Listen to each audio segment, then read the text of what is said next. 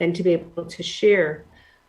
Yes, I am in Abbotsford, in the middle of the disaster area, you could say. There's road closures and flooding all around me, but not exactly where I am. I live downtown in the historic district, and it's a little bit higher elevation, and there's no body of water close to me.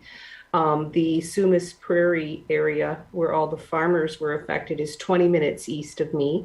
And 2 miles away on Highway 11, the Bateman Road area, Bateman Park, is closed due to flooding. So it's pretty close, but I'm not directly affected. I haven't been evacuated like 17,000 people have in the city. 974 farmers have lost their farms due to the flooding, so it's quite a bit of loss. I don't know, I don't watch the news often, but I was watching it tonight, and there's just so much loss of property.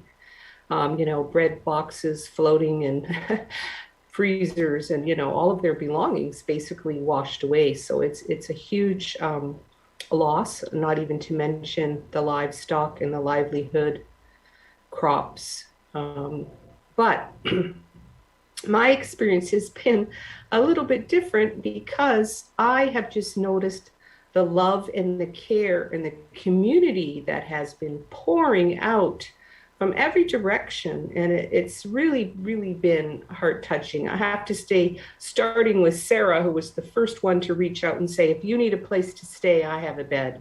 That really spoke to my heart. That really warmed my heart, because we don't have immediate family here. Our family's in Ontario. It's a long way to go if we had to go there. And since then, I've had two other people also offer me a place to stay if we get evacuated. So and I have a bag packed at the door, thanks to Master Peter's training, to be prepared.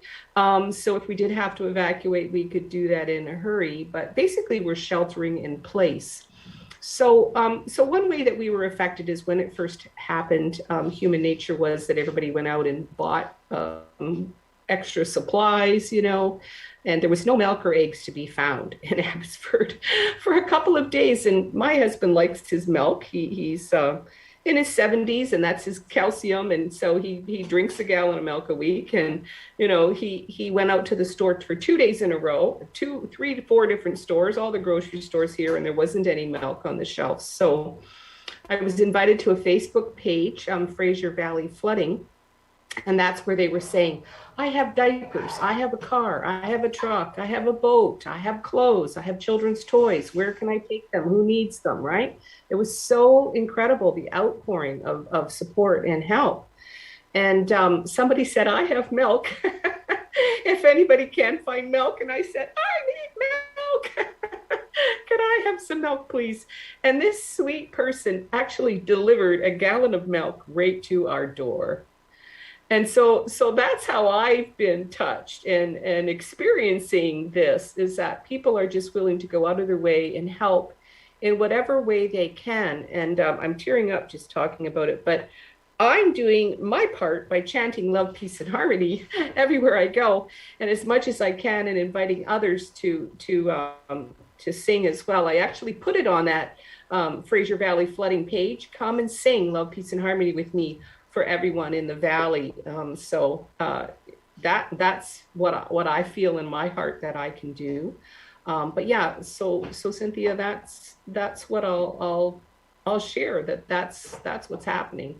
It's everybody helping everybody, and of course we are expecting a lot of rain starting tonight over the weekend, and so they're really bracing for that and hoping that it won't reoccur as severe as it did the first time, but the water is just starting to recede. And so there's still a lot of water on the ground. And so there's nowhere really for more water to go. So they're not sure what's going to happen. But I know that the people will rally together and support one another. And the community is very, very supportive here, which I hadn't experienced before, actually. So that's really been a blessing.